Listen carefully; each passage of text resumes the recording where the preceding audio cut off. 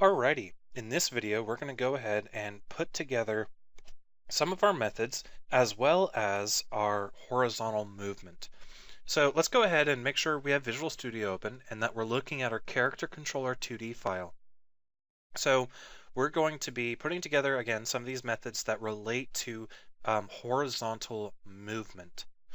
So first of all, something that I want to do is our velocity right now is a public property, but some of these methods I kind of want to be able to modify the individual components of our velocity without having to reassign our velocity entirely. Well, let me show you guys what I mean. If we go into add force, for example, we can simply say velocity plus equals force. If we go into set force, we can say velocity equals force. However, if we go to set horizontal force, watch what happens when we say velocity.x equals x. We get an error. We get an error that says cannot modify the expression because it is not a variable. You might be looking at this code and being like, well, it's x, it looks like a variable to me, but the compiler does not see it that way. The reason is vector2 is a value type. It is a structure. Value types are passed by value. Every time you pass a value type to a method or return a value type from a method, you get a copy of that value type. As a result, when we access velocity through a property, what we're getting back is a copy of velocity. So when we say velocity.x, we're actually modifying the x component of the copy of velocity that was returned by the property, and not the actual data itself. And because this is such a common error, Visual Studio, or rather C#, prevents us from doing this in the form of an error, because it's so common that a person might make this mistake somewhere. They've actually made it impossible to do this. And that is just telling us that what we're doing is we're doing something that is actually different than what we think we're doing. So what I want to do is I want to make it so velocity is a property and publicly accessible, but I really want to lock down accessing velocity to these methods: add force, set horizontal force, and set vertical force, just because I just kind of like that convention. I think it's a little bit cleaner as far as handling this sort of thing, and it makes it so the implementation detail of Character Controller 2D is hidden, because maybe we might in some cases want to change how the forces that we're adding to our character controller relate to its velocity, and by hiding them behind methods, we are able to do that. However, to fix this problem, we simply have to convert this public vector2 velocity from a automatic property to a property with a backing field. How do we do that? Well, let's start off with creating a field. So I can say private vector2 underscore velocity. Then, instead of having this as an automatic property, I'm going to change this to be a normal property with just a getter that just returns velocity. So this vector2 velocity method now returns a copy of velocity. However, we now have this private field that we can access and manipulate in the ways that we want to. Again, we can't do velocity.x equals x because the property velocity is actually a method, and methods that return a value type return copies. Therefore, uppercase velocity, since it's a property, returns a copy of our velocity field.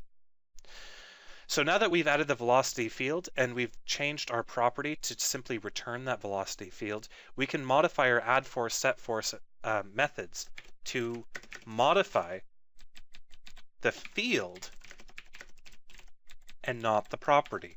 So now I can say velocity.x equals x. Notice how I'm saying underscore velocity. That references the field, which I can manipulate its components of. I cannot manipulate the components of a vector that is returned by a property.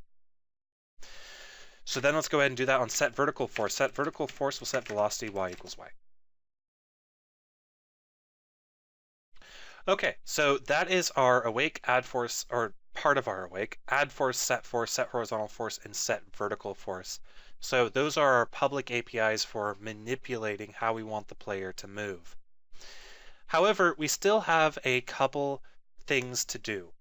Inside of our awake method, we need to add some initializations for our controller, in addition to the initialization we already have for our state. So basically what I want to accomplish is aliasing out some of our components into private fields. Now, we don't actually have all those private fields yet, so we'll go ahead and write them. In addition, we also need to pre-compute some values. Remember this diagram from before?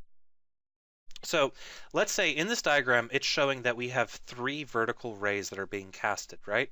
And in this case, we have 1, 2, 3, 4, 5, 6, 7 horizontal rays. We need to calculate the distance between each one of these horizontal rays and each one of these vertical rays so that they are evenly spaced out between our box collider. So what we're going to do in our awake method is twofold. A, we're going to alias out commonly used components such as our box collider and our transform into individual components or individual fields. We're also going to do the same thing for our local scale. Then we're going to calculate the vertical and horizontal distance between all of the rays by taking the size of our box collider and dividing, let's just go with dividing it up into a number that determines the distance between each one of those individual rays. Did that make sense, or did my terrible abuse of the English language confuse everyone? I like human language that you were going to say. I stopped myself. I can't believe that's... Oh, that means it made it on the recording. I'm terrible. All right, so let's go ahead and get started. It means you think in a very worldly manner. That's a good thing. It kind of means I think in the opposite. That's like implying that our language aren't human. Okay, so let's go ahead and add in our private fields. And obviously, no, I don't believe that other languages aren't human. The private fields that we're going to want to add are going to be the things that we want to alias out. So we want to alias out our transform. We want to alias out our vector3 local scale. We'll be using our local scale in a lot of different places in this script. We want to factor out our box collider 2D. So we'll call this box collider. So those are the things that we want to kind of have always around for us. Then we need to make sure that we write some sort of float values that determine the vertical and horizontal distance between rays. So for example, private float vertical distance between rays. What does this variable contain? It contains the vertical distance between rays. Then we have the horizontal distance between rays. Okay, so now what we have to do is we have to fill in each one of these variables. Let's start with the easy ones. The easy ones are just the aliases that we have, our transform, our local scale, and our box collider. So transform equals transform, local scale equals transform.local scale, and box collider equals get component box collider 2D. Of course, the character controller 2D will assume that we have a box collider 2D on the same game object. I want to point out that aliasing out things like transform and local scale will only make things marginally faster. However, sometimes I do it, sometimes I don't. And in general, the property called transform, so if we decompile this by hitting F12, we'll see that this is a property that returns this.internal get transform, which is a call that calls into the C++ implementation of Unity. So it does have a performance impact when we access it all the time. By aliasing it, we're removing that performance impact. However, it is very slight, and I typically don't do it. But in cases where I know things will be very transform heavy, I just kind of like to do it. Okay, so next up, let's go ahead and compute our vertical distance between rays and our horizontal distance between rays. It's actually very straightforward to do. All we have to do is we have to take the size of the box collider and divide it in equal parts, or not equal parts, but we need to get this distance right here. So what we're going to do for example, for our horizontal distance, or let's do our vertical distance. So what we're going to do is we're going to take the size x of our box collider, multiply it by our transform scale, then subtract 2 times the skin width. So we'll be moving kind of into the box collider. Actually, let's go ahead and I'm gonna bring my tablet up here on my desk so that I can actually show you guys this algorithm and why it works. So what we're doing is we are working with the wrong color. What we're doing is we have a box. So this is our box collider, right? This is our box collider 2D. And what we want to do is we want to get a distance between rays. So let's say we have 3 rays right here. We want this distance as a number. So what do? Well, we take the size of the box collider. So the size of the box collider might be this far right here. Then we add it to the scale of the object. Remember, if an object scales up, so let's say that the box collider was originally only this big, but we scaled it up to be bigger because we scaled up the player. Well, that means that what we would have to do is multiply this by our scale of the player so that we get this full length. Now we have a number that represents the full length from one extent of our box collider to the other extent of our box collider. Remember, this first green line is the box collider's width. The second green line represents the scaling that we might have done on the object. So now that we have that number, which will represent as this line, we can't divide it just yet. The reason we can't divide it up just yet is because we need to account for our skin. Remember, our rays are going to be casted through a skin. So I'm going to use a reddish color to show the skin. So the skin from the left-hand side might be this big, and the skin from the right-hand side might be this big. So the number that we really want out of this calculation is going to be this number, this distance between the between the box collider. So again, box collider size, player scaling, then we have the skin. How do we get rid of these 2 red bits? Well, we take the width of a skin, we multiply it by 2, and then we subtract it off this. So we'll get a total width of like this. So this will be our final width. Then we cut it up into 2 parts. The reason why we cut it up into 2 parts instead of 3 is because if we cut it up into 2 parts, we'll get a division there and we'll get a division there. And then that will give us the width or the distance between each one of the components.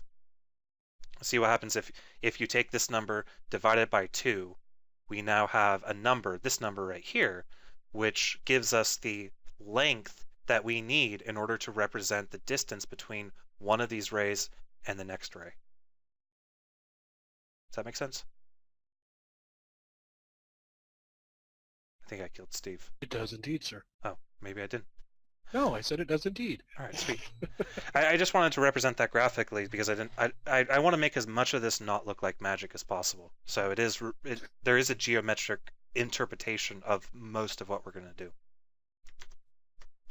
Okay, so how do we turn that into code?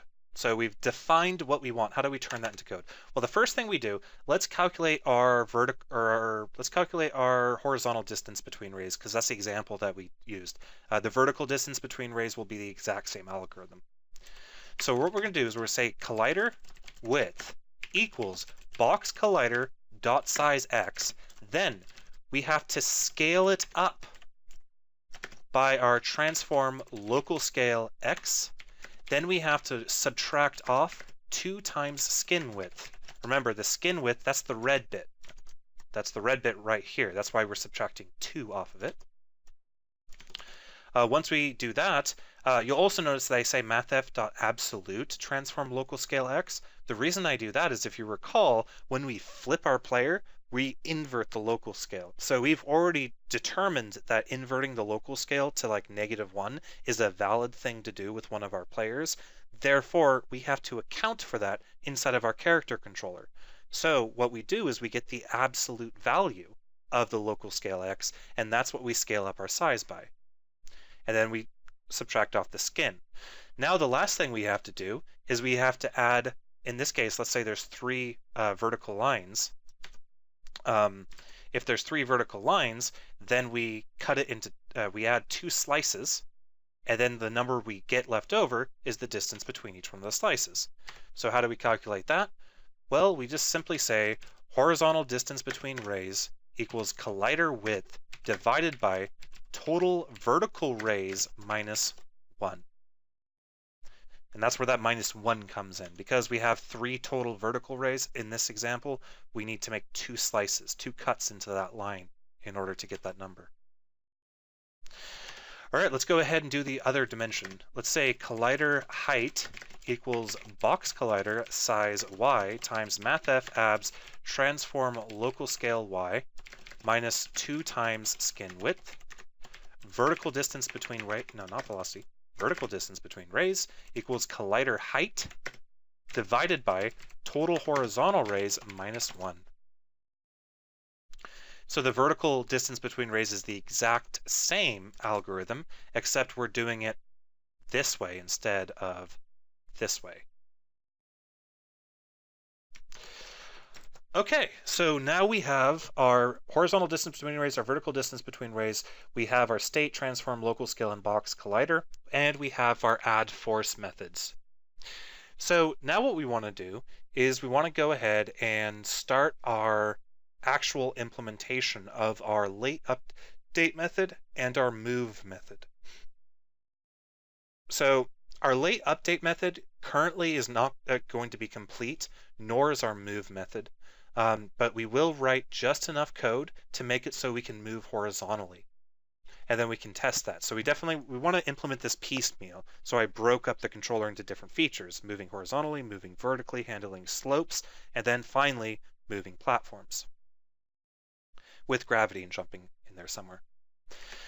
So remember, the late update method is invoked after all the update methods of all the other objects are invoked. So we know that if any of those other objects need to do certain computations, those computations have been done. So we definitely want to do this in a late update. What we're going to do is, this is going to be pretty simple. We're just going to type in move velocity times time dot delta time. That's it. Yeah. It looks like it's really trivial that we even added a move method. Like, why do we even add a move method when we have a late update method? But in reality, the move method could be useful in more cases than this. In addition, the move method, I might decide to make it public. Currently, I'm making it private because there's no immediate reason why it should be public, and I like private by default. But the move method, conceptually, I really want to be its own entity. Okay, so let's go ahead and write the move method. Actually, you know what? I can write pretty much the entirety of the move method by just depending on these method stubs that I've written before. So let's go ahead and do that. I'm going to say var was grounded equals state is colliding below state.reset. So what do we do when we move? Well, we keep track of if we were grounded. Then we reset the state. And if you recall, resetting the state, if we move over here, resetting the state simply sets all of these booleans to false and sets our slope angle to 0. So that's what we want. After we do that, we'll go ahead and we'll say if handle collisions, which we haven't implemented that boolean yet, but I am gonna, because there are so many variables that we need to add to our character controller 2D, I'm just gonna be adding in those variables, like those different properties and stuff, as we go along. So I'm gonna say if handle collisions. I know this code won't compile because we don't have a handle collisions yet, but I'm gonna go ahead and write the entire move method and then add the things that we needed back in. So say if handle collisions, meaning we are handling collisions, if we're dead, we don't want to handle collisions, then handle platforms is the first thing we want to do.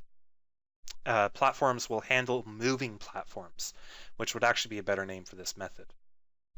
Then we want to calculate the ray origins. Again, what that method does is it calculates where our rays are going to originate from in an absolute sense. So we know how many rays we have vertically and horizontally. We know the distance between those rays vertically and horizontally, but we don't know where those rays start from yet. And that changes on every frame because where those rays start is determined by the player's position. The player's position can potentially change per frame, meaning every time we move, which is every frame, we need to make sure that we recalculate the ray origins. And these ray origins are shared between all the different methods that we might use in the class.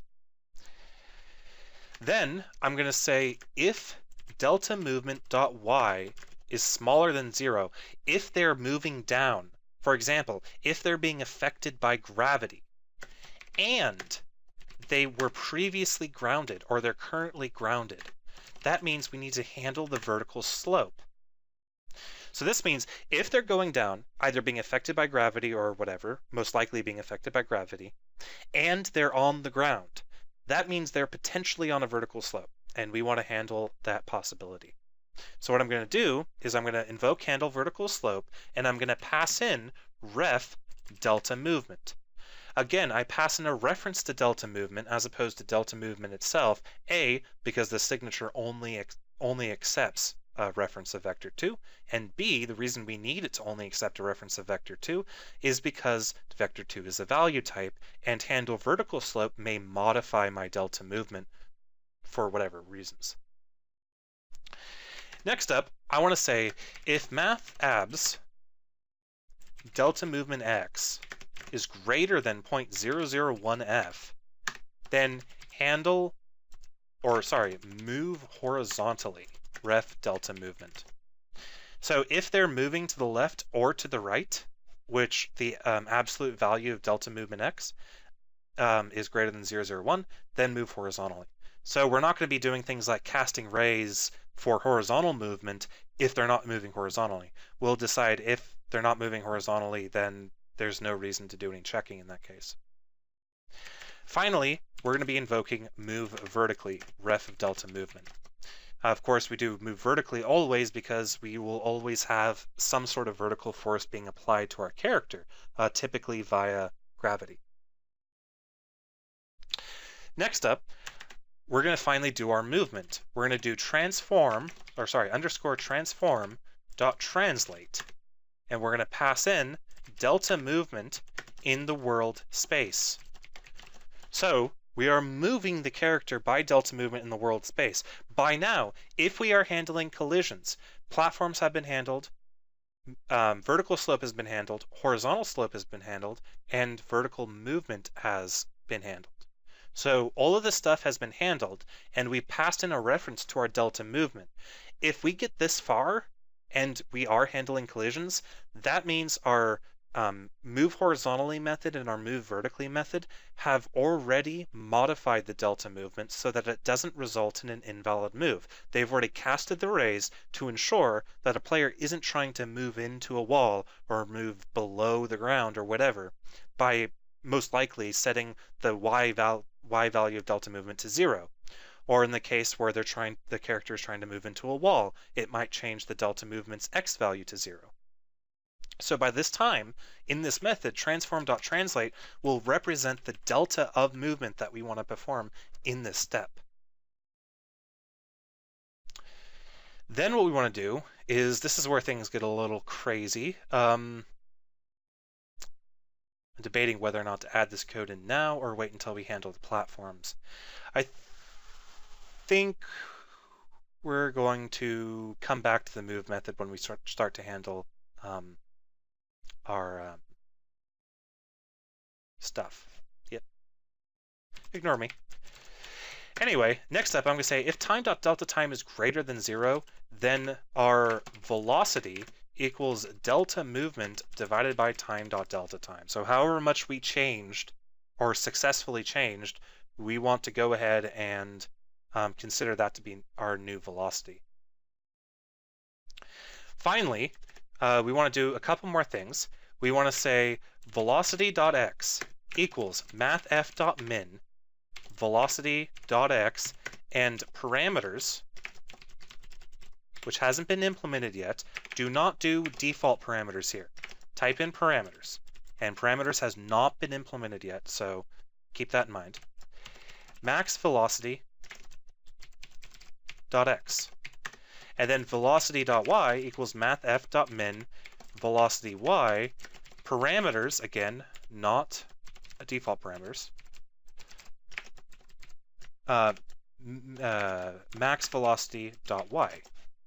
So we're clamping our velocity to the maximum and x and y velocity that was defined in our parameters. The final thing I want to do is if state.is moving up slope, then our velocity y is 0. Or sorry, underscore velocity y is 0. And we'll talk about that later. Again, I will go ahead and I'm just going to put a comment right here. I'm going to say to do handle or additional moving platform code. So we're going to add some code right there in a later video when we handle moving platforms. Okay, so that's our move method. Before we move on to the last method that we're going to be implementing in this video, which is the move horizontally method, I want to go ahead and add in our parameters property and our handle collisions property, because these are two properties that we're going to need for our code. So what I'm going to do is, actually I'm going to say split. That's the wrong kind of split, Visual Studio. Way to go. I'm going to go ahead and say switch or window, and then I'm going to say new window, and then I'm going to open one on the right and one on the left. So people who want to look at the move method that we just implemented can do so, while I come up here to the top of this file and I add my two properties. So my handle collisions method, or property, I'm going to add that right underneath my public bool can jump property. The reason I'm doing that is because I like to keep my properties nice and grouped together. So I'm going to say public boolean handle collisions get set. Now it's important that handle collisions has a public getter and a public setter. That's so that other components in the system can go ahead and tell my character controller whether or not it needs to handle collisions. Okay, so now we have to do parameters. So what is parameters? Well, parameters, as you can see, is what we're using to pull information such as our max velocity out of what we had set up already with our default parameters. We have default parameters, but I want these to be overridable.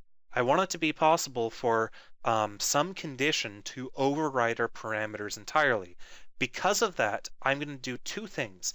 A, I'm going to add a private controller parameters 2D field to my class, and B, I'm going to add a public parameters property.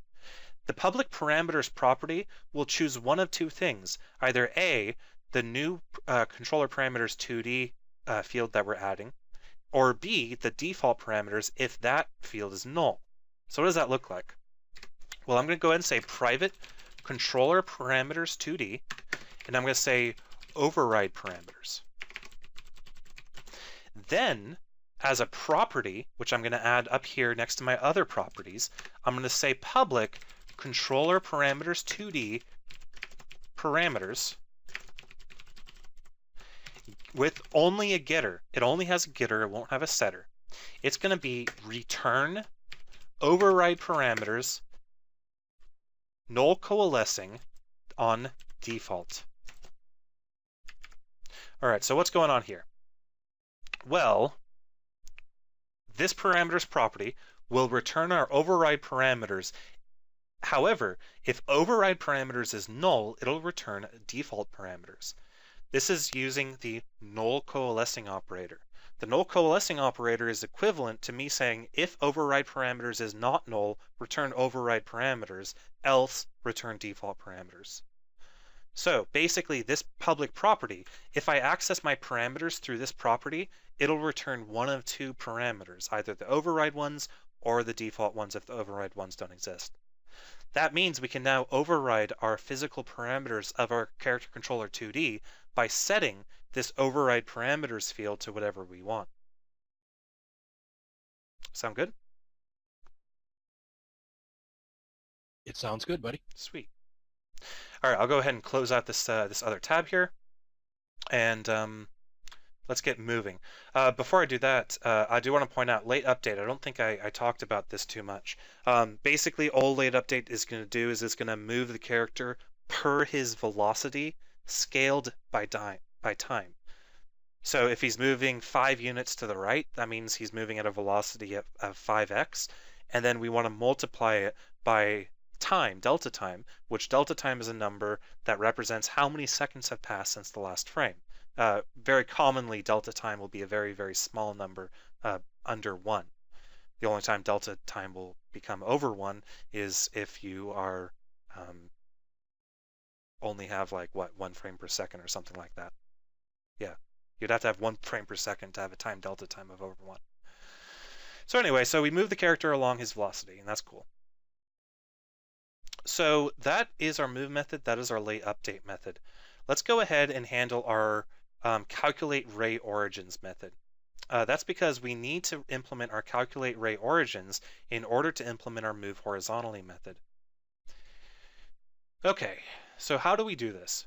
Well, we need to calculate 3 potential raycast origins. So let's look at what that means.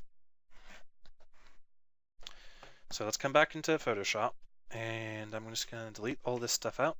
Blah, blah, blah. Actually, I'm just going to delete the whole thing. Then I'm going to select white, draw a box that represents our character. Okay, there are 3 raycast origins that we need. 1, we need raycast top right. 2, we need bottom left. And 3, we need bottom right. So, why do we need these? Well, let's say that we are moving to the right. Let's say we are moving to the right and down.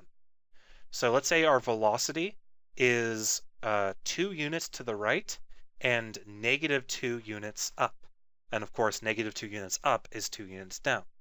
So this is what our velocity vector looks like right now for this example. That means I have to raycast on the right and I have to raycast on the bottom. So how do I perform that? Well, in this case, I will start in my horizontal movement, I'll start placing my raycasts right here at the bottom right. So I'll go ahead and place one here exactly at the bottom right. Then I'll move up. Remember that number that we calculated before? The what did I call it? The vertical distance between rays. This is that vertical distance between rays right here. And then we go up here and we raycast again, and then we raycast again, and then we raycast again, and then we finally raycast at the top. So it might be a little bit better if I use a different color for that. So this is, that reddish color is the vertical distance between rays. This point right here, the bottom right, is the ray origin. So we need to calculate that ray origin. We also, because we're moving down and to the right, we also need to raycast here. So let's say we were raycasting here. Well, we'll start here at the lower right, or lower left, sorry, and then we'll do a ray, and we'll use the horizontal distance between rays, and that's going to be our stepping factor. So we'll raycast once here at the origin of our bottom left, we'll step forward distance between rays horizontally, do another raycast, then we'll do distance between horizontal rays, and so on, doing a raycast at every point in order to get our X amount of rays being rendered. But again, for all this to work, I need to know these three origins. Because for example, let's say instead of moving down and to the right, let's say I was moving down and to the left. If I'm moving down and to the left, that means I will need to know, or I'll need to cast out these rays and cast out these rays. And in this case, I can use the top left and I can use the bottom left to calculate the origin for these two. So I start at the top left or the bottom left and I move horizontally or vertically. I can do this for all the different combinations because we can move down into the left, we can move up into the left, we can move up into the right, and we can also move up, right. Wow, that is not an arrow. Up, right, down, left. So we need to handle all of these cases, and we can handle all these cases by calculating the ray origin for these 3 points. That point right there, that point right there, and that point right there. So how do we calculate those? Well, what we need to do is we first of all need to determine the size of the box collider. So what's the size of the box collider?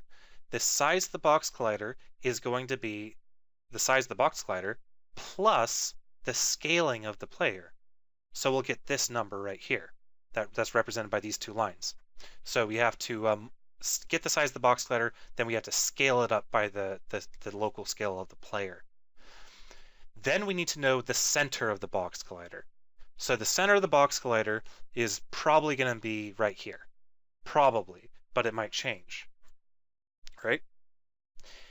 Then what we need to do is we need to figure out, let's say the raycast top left. What's the raycast top left going to be?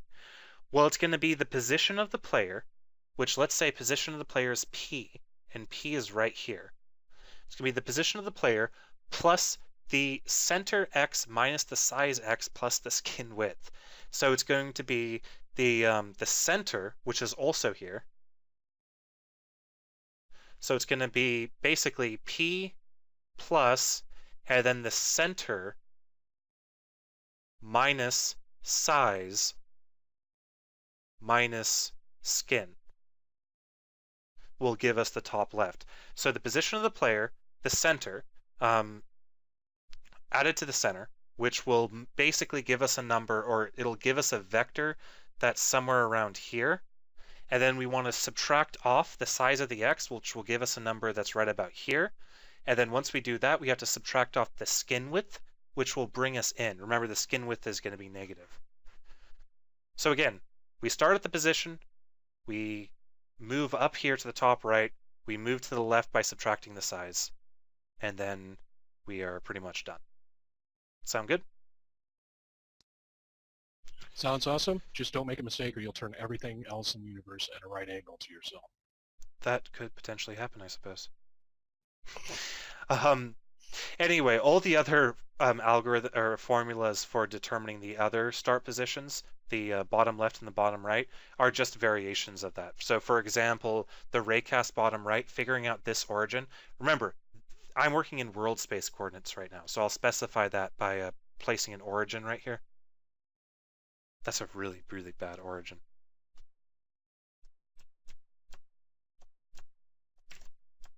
There we go. So we're working world space coordinates right here. So to get the bottom right, we take the position of the player, we add the center X, and we add the size X, and we might subtract the...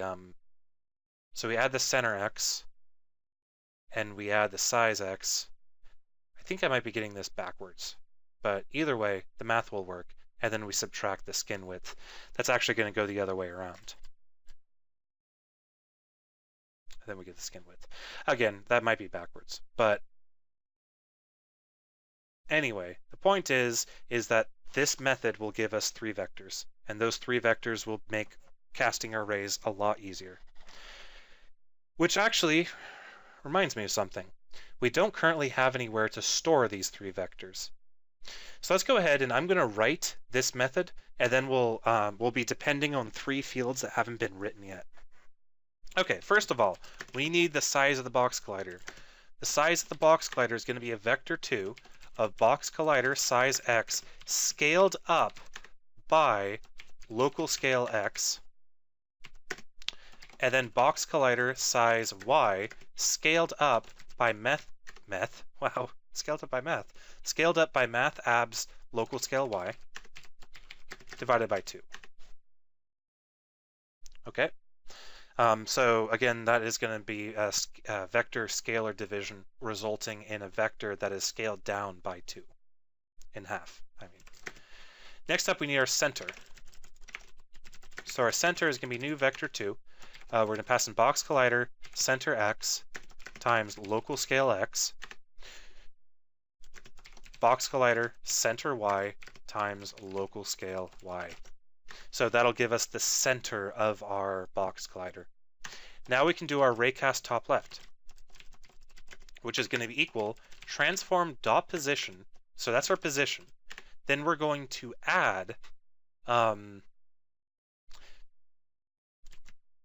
center x minus size x plus skin width, followed by center y plus size y minus skin width.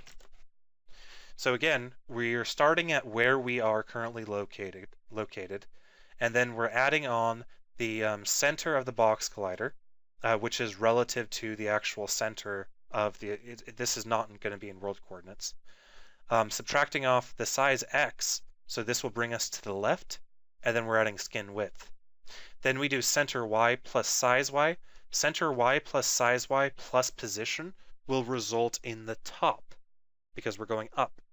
And then we're subtracting skin width. That's why it's the top left. Raycast bottom right will equal transform position plus new vector 3, center x plus size x minus skin width. So we do center x plus size x. And if we do center x plus size x, if we notice in Visual Studio, that will give us a position here. That's our player's position. And then we add the center value, and then we're going to add the size value as well. So we get the center, and then we get the size. Remember, the center is probably going to be, stuff and things. The most important point of what I'm trying to make here is follow the operation that we're doing. Are we adding or are we subtracting? And that'll kind of tell you the direction of where we're going, even if the actual formula might be a little confusing. So if we do center y minus size y, that means we're going down, and then we're adding skin width. So we need raycast bottom left is transform dot position plus new vector 3, center x minus size x. What is center x minus size x? That's to the left. Plus skin width. If we're going to the left, we need to add skin width. Why? It's because the skin goes deeper.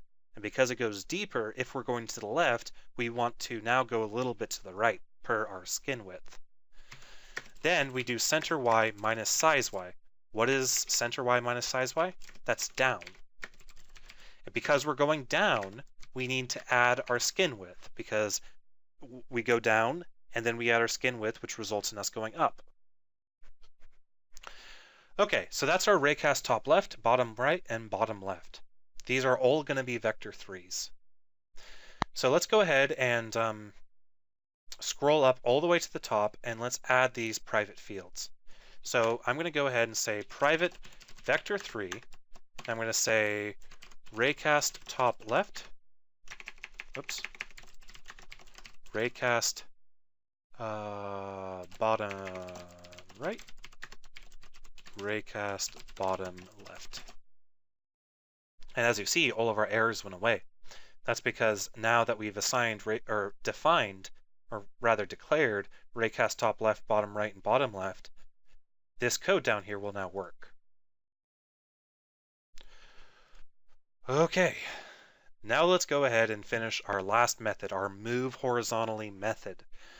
So what's our move horizontally method going to do? Well, it's going to cast a bunch of rays to the right or to the left, depending on if we're moving right or left. And then it's going to constrain our movement based on that raycast, or the result of that raycast. So let's go ahead and do that. First of all, is going right. How do we determine if we're going right? Well, we check if the delta movement x is greater than 0. Next up, ray distance, which is going to be mathf abs delta movement x plus skin width. So what is ray distance? Well, let's go ahead and actually, I'm just going to type the stuff out and then I'm going to diagram it out after we're done, so we're not constantly switching back and forth between Photoshop. So we have the ray distance. Next up, we need ray direction. What's the ray direction? Well, the ray direction is going to depend on if we're going right or left. So we're going to write this as a ternary. We're going to say ray direction equals is going right, question mark, vector 2 right, or negative vector 2 right. Why do we do negative vector 2 right instead of vector 2 left? Well, that's because vector 2 doesn't have a left property. For whatever reason, vector 3 has a left constant, but vector 2 has no left constant, meaning we can just negate vector 2.right and result in having a vector that points to the left. If you're curious about what the definition of right is, all the definition of vector 2.right is a vector that's going in the right direction as opposed to the left direction. Also, it has a unit length. All right, so that's our ray direction. Next up, we need our ray origin. What's our ray origin? Well, we just talked a whole lot about ray origins. It's going to depend on if we're going right or left. So if we're going right, we want raycast bottom right. If we're going left, we want raycast bottom left. Sound good? Okay, so let's go ahead and say yes, indeed. Sweet. So let's go ahead and loop through all of our rays that we want to cast. How many rays do we want to cast?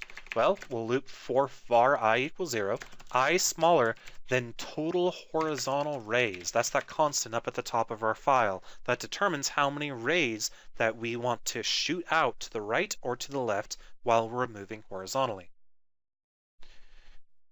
Okay, let's go ahead and calculate our ray vector.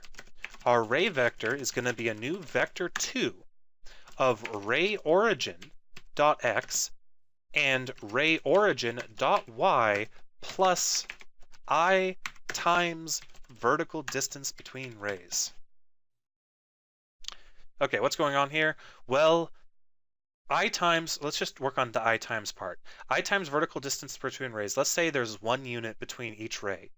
So the first time this loops, I will be 0, which means it'll just be ray origin plus 0. Second iteration, I will be 1. So we said that there's 1 unit between rays. That means I will this expression will now be 1, meaning will be ray origin dot y plus 1, and just we'll keep on looping through that. Again, I'll show you guys a visual representation of this algorithm here in a moment in Photoshop. Next up, I'm going to do some debugging. I'm going to say debug dot draw ray. So I'm going to say debug draw ray, and the reason I'm doing this is I really want to have a visual representation of what we're doing and where our rays are pointing. And debug dot draw array will draw a ray in our scene view so we can actually look at how our rays are working. So we'll do ray vector, ray direction, times ray distance. Ray distance. And then we'll pass in a color of red. So what does this do? This draws a ray from our ray vector and then our ray direction scaled up by the distance. Remember, ray direction is a unit vector, meaning if we multiply it by a distance, we're going to get a vector in the direction of this vector, but of this length. Okay, so now that we've done that, now let's perform the actual raycast. The actual raycast is going to be performed by, so we'll say var raycast equals, or sorry, var raycast hit equals physics 2D dot raycast, passing in our ray origin, our ray direction, our ray distance, and then finally our platform mask. So now we can see an example of us actually using the platform mask. If you recall, the platform mask is what determines if an object is going to prevent our movement or not. Okay, you'll also notice I have a syntax error here. This should be raycast ray vector, not ray. Oh, come on, there we go. Some other important things to note about this line, we're using physics 2D and not physics. Physics 2D is what's going to operate on 2D rigid bodies and 2D colliders, as opposed to physics, which will operate on 3D colliders and 3D rigid bodies. Okay, then we're going to say if not raycast hit, then continue. Do not type in return. It might be, I've seen a lot of people who, when they do an early exit on a loop, they'll do like return. That'll just exit the entire method. We want to type in continue. So what does this code do? Well, this code says if there was a raycast, then do something. Otherwise, continue the loop. You'll notice that the raycast hit class actually implements the Boolean operators, the Boolean equality operators. What do I mean by that? Well, if we decompile raycast hit 2D, we'll see that it has the implicit Boolean conversion. Because it has an implicit Boolean conversion, basically by saying if not raycast hit is by definition shorthand for if the hit's collider is not or is null. So that's just a little handy shorthand. Okay, so once we've done that, we now know that we hit something. So that's good. Then we want to do something a little weird, which I'll explain later. We'll say if I equals 0 and handle horizontal slope ref delta movement vector 2 angle between raycast hit normal and vector 2 up is going right, then break. Okay, first of all, we're going to run into a syntax error. Why? Because when I stubbed out handle horizontal slope, I forgot that it actually returned a value. Handle horizontal slope, this method right down here, it's empty, but it actually returns a value, and that value is a Boolean.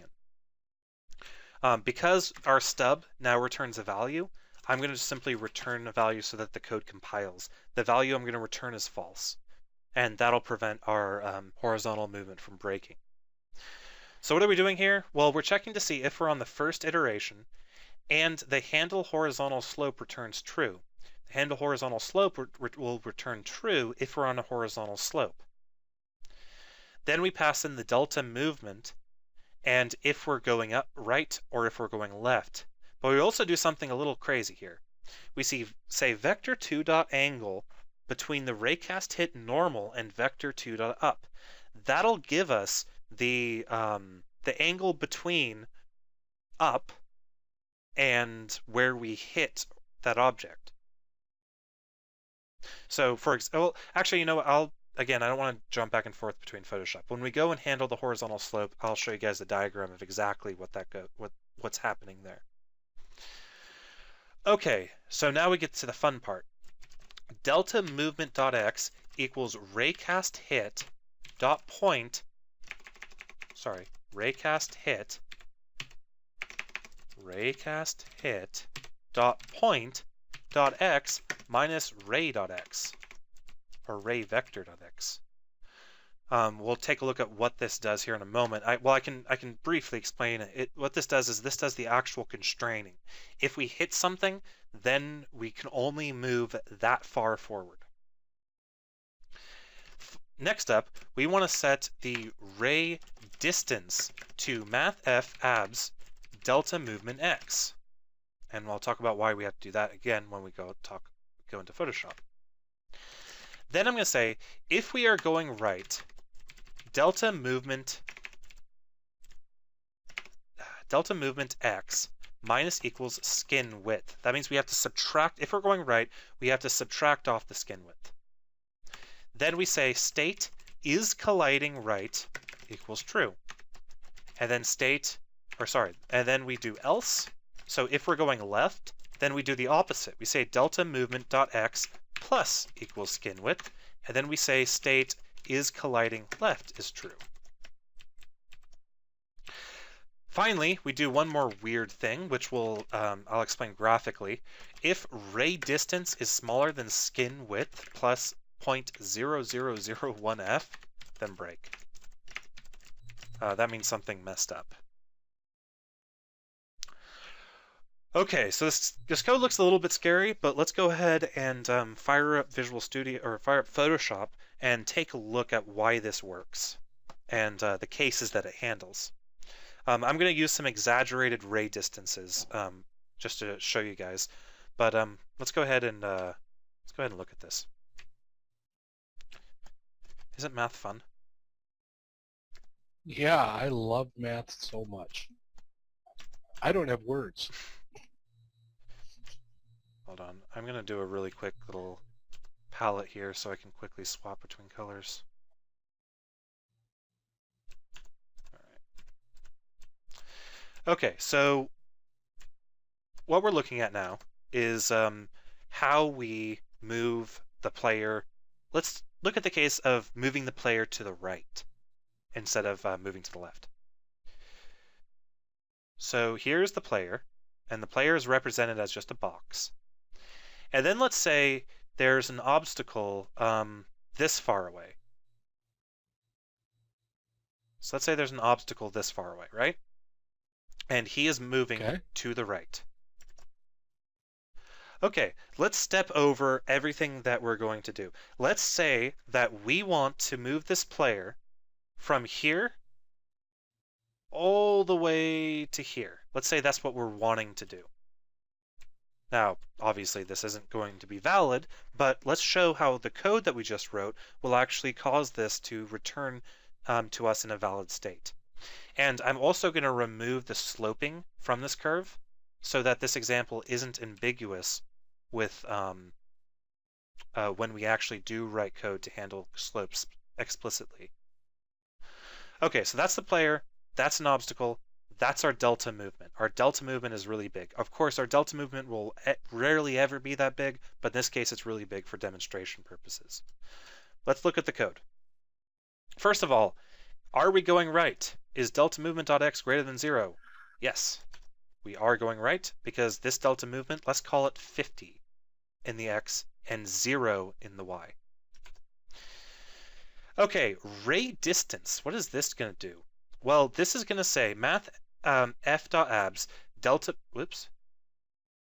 delta movement dot, oh, come on, go away. Delta movement dot x plus skin width. So what is ray distance? Ray distance is this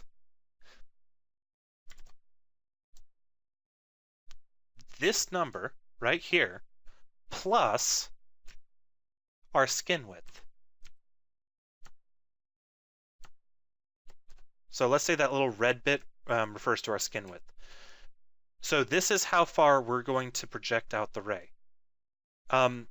Let's to make this just a tad more clear, let's not consider the movement starting from inside of the player. Let's only consider the movement from outside of the player, which will make a little bit more sense.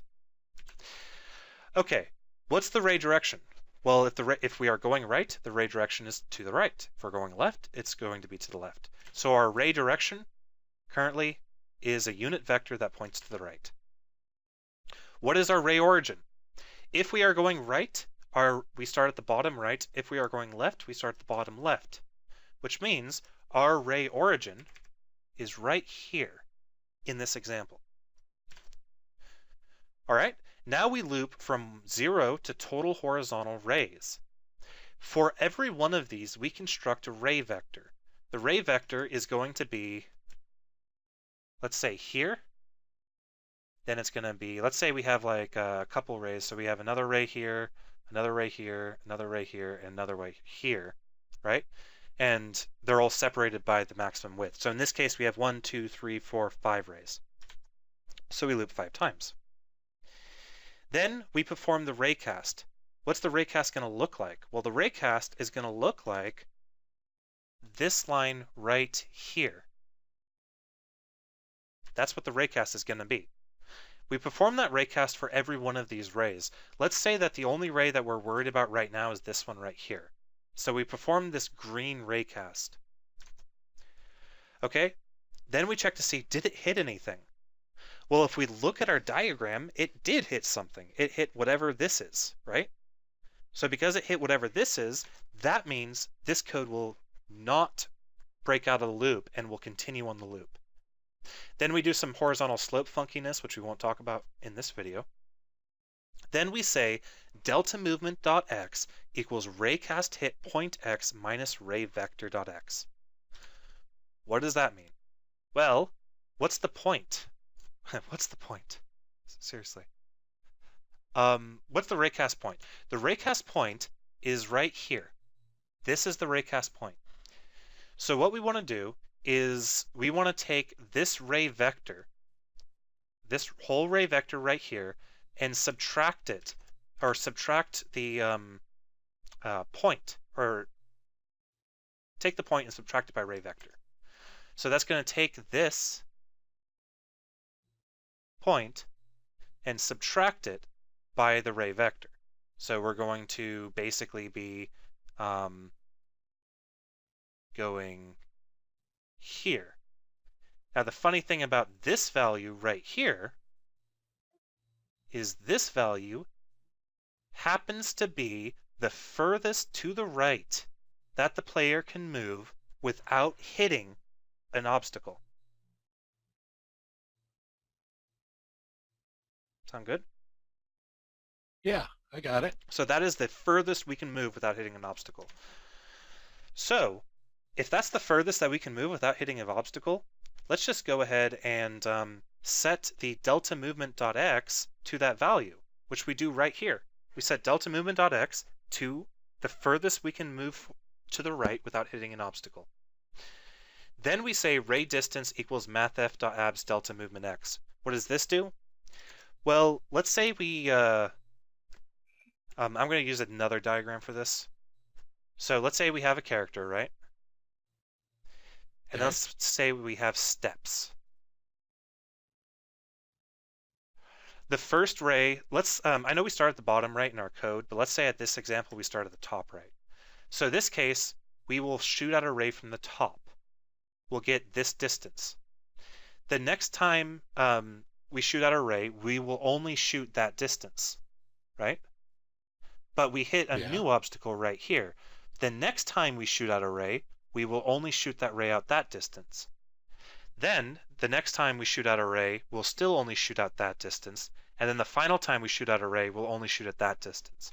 Notice that we have, this is kind of like a nice little optimization because we have less stuff that we're raycasting against, because we know that once we have hit something at this distance, hitting anything closer or further away than that distance is irrelevant because it's not going to change the furthest we can move forward without hitting an obstacle. Alrighty, making sense so far. Alrighty, the last thing that we want to do, or second to last thing that we want to do, is if we're going right, we subtract off the skin width. If we're going left, we add on the skin width. Why do we do that? Well, remember that the skin width is actually, this ray is actually kind of, you can think of it like it's shooting out right here. Which means when we get this number, this total movement that we can move forward, it's actually, there's an error in it. And that error is the skin width because we're shooting it from here. We need to fix that. We correct that by, if we're going right, we take off the skin width. So we subtract that from the total movement that we can handle. If we're going left, we add that skin width. So that's how we correct that error. Okay, the last thing that we do is if ray distance is smaller than the skin width plus a very small number, that means like we're colliding like, I don't know, we're colliding like right here. Then something went wrong and we just break out. That's just an error that might happen. Sound good? It does indeed. Okay, let's test this guy out. If I didn't make any mistakes, which I probably did, we should be able to move to the left and to the right. Okay, we can move to the right. Drum roll, please. Obviously, I don't have any obstacles, so let's go ahead and add some obstacles. I'm going to take the player, and I'm going to move him over here, and then I'm going to duplicate this dirt fall and move it up. And then I'm going to move my punji sticks over a little bit, duplicate this grass. I'm Actually, no, delete that grass. I'm going to duplicate this. I'm just going to make a little cage for him. And then hit play. And we are totally able to go inside of our stuff. Okay, so this is where we start debugging. So remember how we're showing those rays in the debugger or in the scene view? Let's go ahead and take a look at those rays while we're moving. So what I'm going to do is I'm going to keep the scene view open while... Are we even shooting any rays? You know, it might be possible that we're not shooting even any rays at all. Move horizontally if delta movement is greater. How do we debug this? Well, it's pretty simple. We just go here, we add a debug log ASDF. If we see ASDF in our console, we know we should be shooting rays. We do not. We're not shooting rays. Why wouldn't we be shooting rays? Well, there's a couple of reasons. Is total horizontal rays 0? It is not. That means the only way that we could not be shooting rays is if move horizontally is not being called. And you know why move horizontally is not being called? Because handles collisions defaults to 0 and we never set it to true.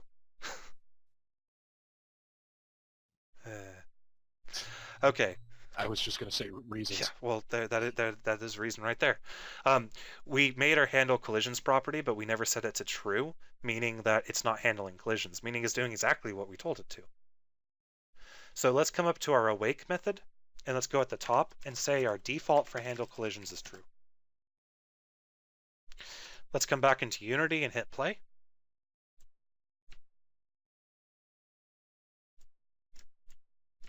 And we get some problems, and I think part of the issue is actually, there we go. That is better. Okay, the problem is we had the player kind of in the grass already, and if he's in the grass, his horizontal movement stuff just breaks down. That's because we're not handling vertical movement yet. But if we have him up here, we can see that he indeed does get constrained left and right based off of his movement. Let's try to move him up here. See, his foot right there gets hit by that collider.